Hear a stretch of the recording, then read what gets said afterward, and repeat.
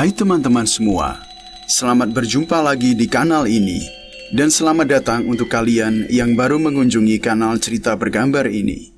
Di sini kalian bisa mengikuti cerita-cerita sebagai hiburan dan pengetahuan. Dukung kanal ini dengan subscribe, share, like, dan komen, agar kami lebih bersemangat membagikan cerita-cerita untuk Anda. Kali ini kami akan membagikan sebuah kisah, yaitu Mentiwas dan Mensuge. Selamat mengikuti. Alkisah, ada seorang ibu bernama Mentiwas yang mempunyai 2 orang anak, 1 laki-laki dan 1 perempuan. Ia mempunyai tetangga bernama Mensuge yang juga mempunyai seorang anak laki-laki dan perempuan.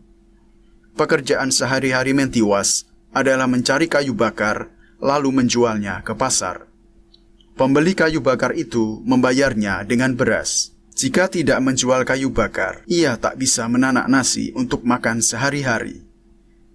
Sedangkan Mensuge adalah perempuan yang kaya raya, tidak kekurangan suatu apapun, tetapi ia mempunyai sifat serakah dan suka mengganggu orang miskin. Suatu hari, pergilah Mensuge ke rumah Mentiwas. Didapatinya anak-anak Mentiwas menangis meminta nasi karena sedari kemarin belum makan. Lantas Mensuge bertanya kepada Mentiwas, mengapa ia membiarkan anak-anaknya menangis meminta nasi? Mentiwas menjawab bahwa beras sebutir pun ia tidak punya. Menjual kayu bakar pun tak laku. Apakah kakak mau membeli kayu bakar itu? Mensuge menjawab bahwa ia tidak membeli kayu bakar.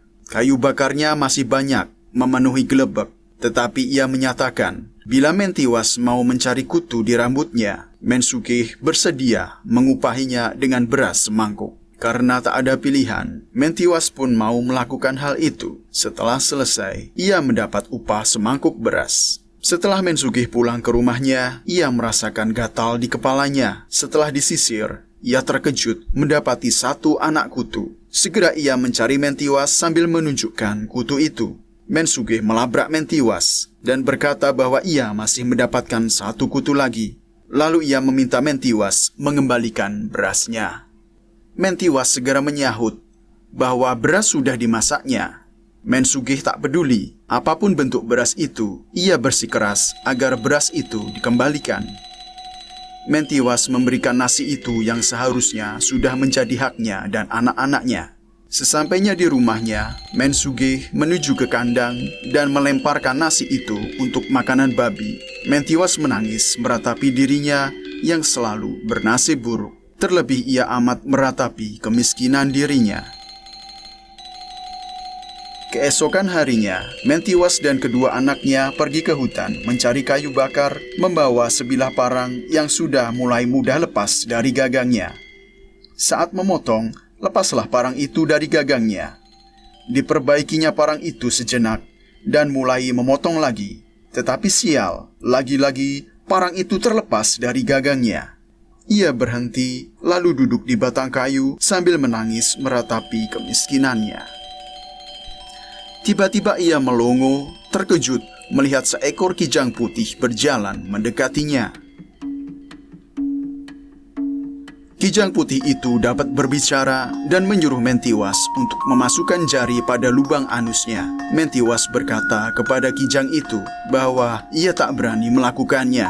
Kijang itu semakin mendekati Mentiwas dan bersikeras agar Mentiwas melakukan apa yang dimintanya. Karena tak ada pilihan lain, dimasukkannya jarinya ke lubang anus rusa itu.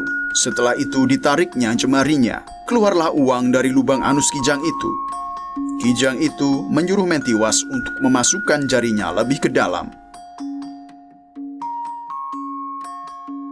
Ternyata, yang keluar kemudian adalah perhiasan emas permata yang amat bernilai harganya. Setelah mengeluarkan uang dalam jumlah banyak, hilanglah kijang itu. Mentiwas dan anak-anaknya sangat senang, lalu pulang membawa uang dan benda-benda perhiasan itu. Hampir kewalahan mereka bertiga membawa uang dan perhiasan itu karena banyaknya. Sesampainya di rumah, Mentiwas membeli beras ke pasar. Di rumah, anaknya membuat api untuk menanak. Saat itu Pantiwas, ayah mereka, sedang tidak berada di rumah. Pulangnya, Pantiwas sudah mendapati nasi dan lauk pauk terhidang di dapur. Mentiwas selalu menceritakan kejadian yang membawa berkah itu pada suaminya. Keesokan harinya, pagi-pagi buta, Mentiwas sudah menanak nasi. Saat itu, anak Mensugih datang ke rumah Mentiwas, mendapati dapur mereka penuh makanan. Lalu ia bergegas pulang dan bilang pada ibunya bahwa tumben sepagi ini Mentiwas sudah menanak nasi dan mendapati dapur mereka penuh makanan. Mensugih tak percaya pada omongan anaknya. Lalu anaknya menjelaskan bahwa sekilas ia melihat Mentiwas membawa beras ke dapur dan minta ibunya untuk pergi sendiri ke sana memastikan kebenaran ucapannya. Mensugih segera ke sana dan mendapati kedua anak Mentiwas keduanya sedang mengenakan perhiasan emas. Terkejutlah Mensugih lalu bertanya dari mana Mentiwas mendapatkan semuanya itu. Ia juga berucap, jangan-jangan Mentiwas mendapatkannya dengan mencuri. Anak Mentiwas menyahut, itu tidak benar. Mereka mendapatkan semuanya itu di hutan saat mereka dan ibu mencari kayu bakar. Mendengar suara ribut-ribut, Mentiwas datang, mendapati anak-anaknya berdebat dengan Mensugih. Mentiwas segera menceritakan bagaimana ia mendapatkan sejumlah uang dan perhiasan itu. Semuanya itu tak lain adalah anugerah yang widi. Mendengar semuanya itu, Mensugih bergegas pulang dan menceritakan kejadian yang dialami Mentiwas kepada suaminya. Mensugih, karena kelobaannya, ingin juga pergi ke hutan untuk mendapatkan uang dan perhiasan itu. Tetapi suaminya berkata, jangan Nyai pergi ke hutan itu. Menurutku tak bakal Nyai mendapatkan anugerah yang widi dengan cara seperti itu. Lagi pula, apa yang kita punya lebih dari cukup, bahkan tak habis-habis dipakai kapan saja. Tetapi Mensugih tetap bersikukuh pergi ke hutan. Keesokannya, pagi-pagi ia sudah pergi ke hutan. Dilakukannya hal yang sama dengan apa yang dilakukan Mentiwas. Ia mulai memotong kayu kering. Ia juga memakai parang yang sudah rusak, sehingga parang itu terlepas dari gagangnya. Tak lama kemudian, datanglah kijang berwarna putih dan menyuruh Mensugih untuk memasukkan jari ke anusnya. Baru sekali kijang itu berkata demikian, Mensugih langsung melakukannya. Begitu masuk tangannya, kijang itu menjepitnya dengan kuat dan melarikannya ke tengah hutan. Mensugih menjerit-jerit minta tolong. Ia amat kesakitan diseret kijang putih itu, menabrak akar-akar pohon, ranting kayu, semak-semak, dan batu-batuan. Anak-anaknya tidak berani menolongnya.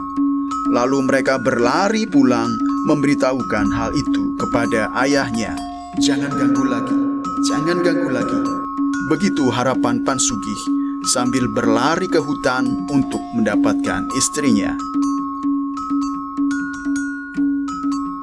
Lama sekali Pansugih dan anaknya mencari di dalam hutan. Akhirnya didapatinya Mensugih tersangkut di bawah pohon ketket, yaitu pohon yang penuh duri. Ia mengaduh-aduh menahan sakit, badannya babak belur, pakaiannya terkoyak-koyak. Dengan hati-hati Pansugih menggendong istrinya pulang. Di jalan, Mensugih menangis tanpa henti-henti, menyesali kenyataan yang menimpa dirinya. Demikianlah sobat semua, cerita tentang Mentiwas dan Mensugih. Semoga kalian terhibur, menarik pesan di balik cerita ini, dan semoga menjadi sumbangan bagi pelestarian budaya dan jati diri. Terus dukung kanal ini dengan like, subscribe, dan komen, agar kami lebih bersemangat membagikan cerita-cerita untuk Anda. Terima kasih banyak sudah menonton, sampai jumpa pada kisah berikutnya.